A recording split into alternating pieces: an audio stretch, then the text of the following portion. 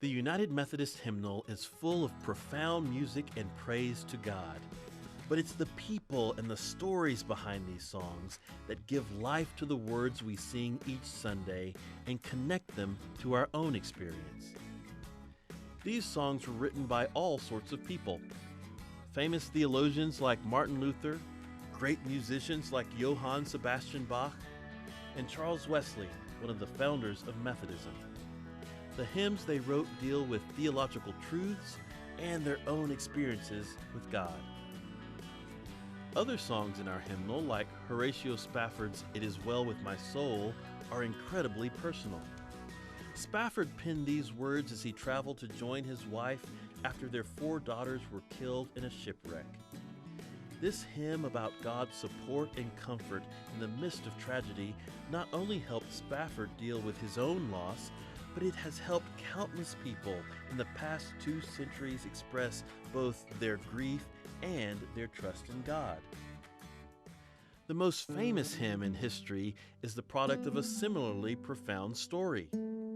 John Newton's Amazing Grace tells of the composer's own journey from sin to God's love and redemption. John was born to a Christian mother who taught him the Bible at an early age. His mother died when he was 7, and his father, a sea captain, took him into his care.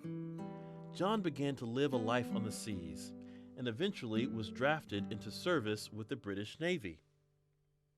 However, John had a rebellious spirit and got into a lot of trouble as a teen.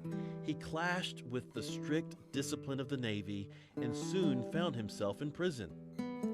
Eventually, he was able to convince his superiors to let him leave the Navy, and he found work on a slave ship. On one of the long voyages, John's ship sailed into a terrible storm, and he feared for his life. He remembered the lessons he'd been taught by his mother and called to God while the sea raged. However, even after his conversion, he continued serving on slave ships.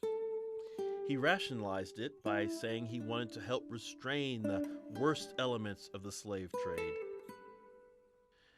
After a few years, John retired from the sea. He began to take his faith more seriously. He hosted Bible studies at his home and was heavily influenced by the Wesley brothers and another preacher named George Whitefield. As he learned more about his faith, he became increasingly disgusted by the practice of slavery in which he had played a role.